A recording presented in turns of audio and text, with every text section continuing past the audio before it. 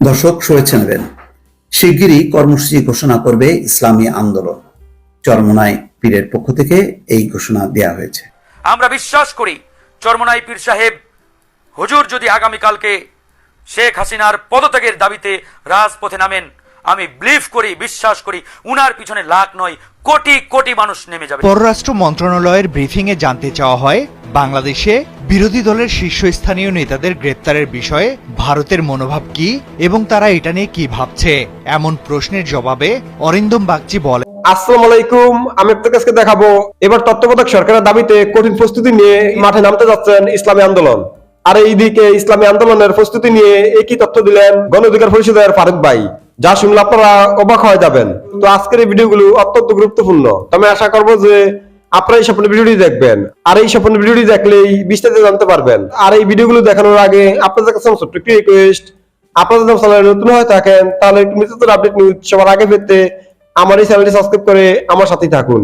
আর এখন চলুন কথা না বাড়িয়ে আমরা এক এক করে ভিডিওগুলো দেখে আসি। দর্শক শুভেচ্ছা নেবেন। শিগগিরই কর্মসূচি ঘোষণা করবে ইসলামী আন্দোলন।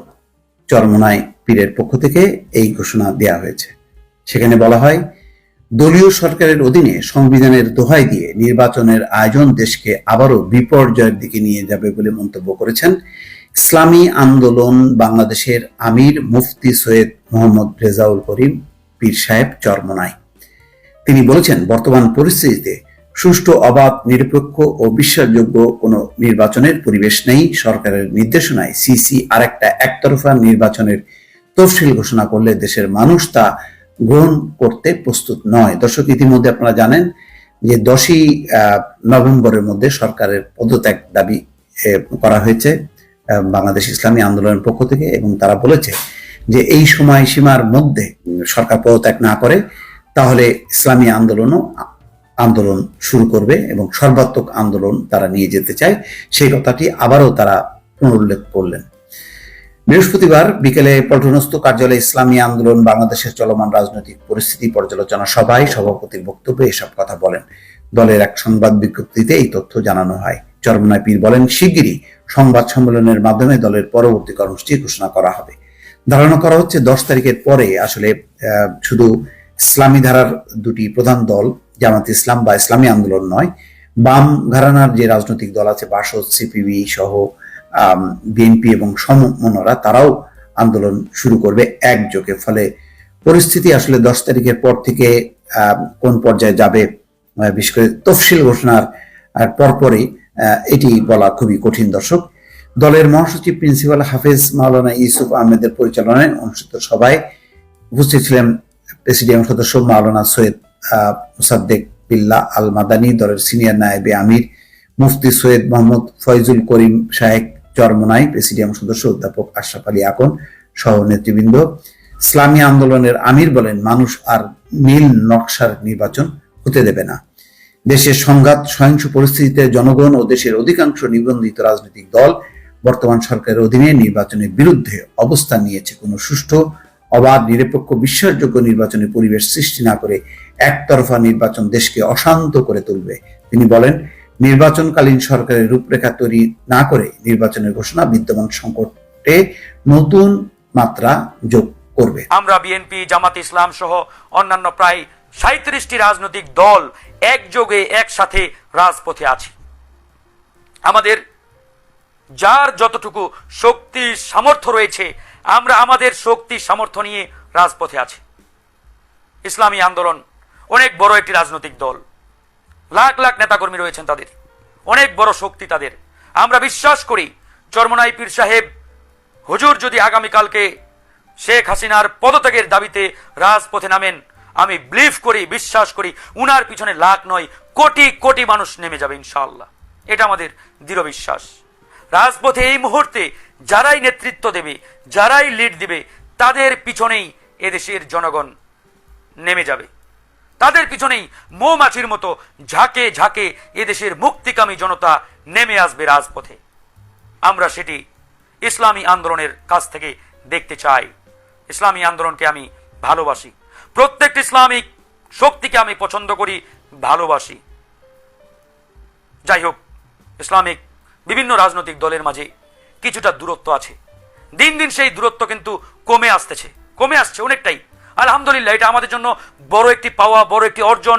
এদেশের লাখো কোটি মানুষের প্রত্যাশা এটাই ছিল যে অন্তত ইসলামিক শক্তিগুলো যাতে এক এবং ঐক্যবদ্ধ হয়, তাদের নিজেদের ভিতরে যে দূরত্ব, যে ভুল বুঝাবুঝি, সেগুলো যাতে তারা নিজেরাই মিটিয়ে নেয়, নিজেরা বসে যাতে সমাধান করে ফেলে।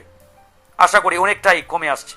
আগে এক দল আরেক দলকে দেখতে পারতো না, তারা এখন এক টেবিলে বসে আলোচনা করছে, এক টেবিলে বসে চা খাচ্ছে, আগামী দিনের কর্মপরিকল্পনা ঠিক করছে, বাংলাদেশ বিনির্মাণে নতুন করে তারা পরিকল্পনা করছে। এটা একটা আশার বাণী, এটা আমাদেরকে আশান্বিত করে। আমরা আশা দেখতে পাচ্ছি, আলো দেখতে পাচ্ছি।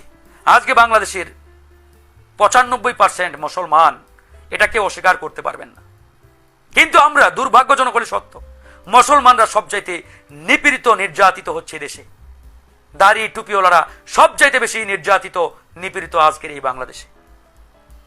সকল ধর্ম বর্ণ নির্বিশেষে সবার জন্যই বাংলাদেশ, এটা আমরা নির্দ্বিধায় বলি। সকল ধর্মের মানুষ শান্তিতে বসবাস করবে, নির্বিঘ্নে বসবাস করবে, থাকবে। কিন্তু আজকে সংখ্যাগরিষ্ঠ মুসলমান হওয়া সত্ত্বেও মুসলমানরা সবচাইতে বেশি নিপীড়িত, নির্যাতিত। অনেকেই বলতে পারেন যে ভাই, আমাদের হিন্দু সম্প্রদায়ের ভাই বোনদের উপরে তো অনেক আঘাত আসে, নির্যাতন আসে। আমি চ্যালেঞ্জ দিয়ে বলছি, হলপ করে বলছি, পেপার, পত্রিকা, গণমাধ্যম খুলে দেখেন।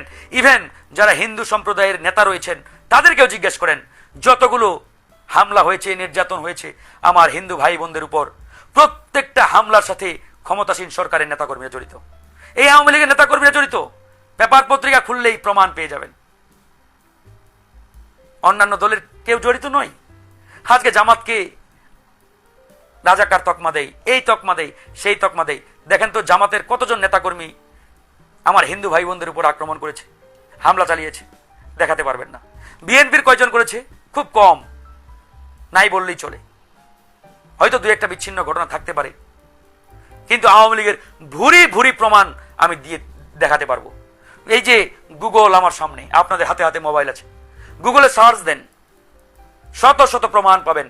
যুবলীগ, ছাত্রলীগ, আওয়ামী লীগের নেতাকর্মীরা বিভিন্ন জায়গায় হামলা চালিয়েছে। পররাষ্ট্র মন্ত্রণালয়ের ব্রিফিংয়ে জানতে চাওয়া হয়, বাংলাদেশে বিরোধী দলের শীর্ষস্থানীয় নেতাদের গ্রেপ্তারের বিষয়ে ভারতের মনোভাব কি এবং তারা এটা নিয়ে কি ভাবছে। এমন প্রশ্নের জবাবে অরিন্দম বাগচি বলেন, এসব বিষয়ে কোনো মন্তব্য নেই। তৃতীয় কোনো দেশের নীতি নিয়ে ভারত কোনো মন্তব্য করতে চায় না।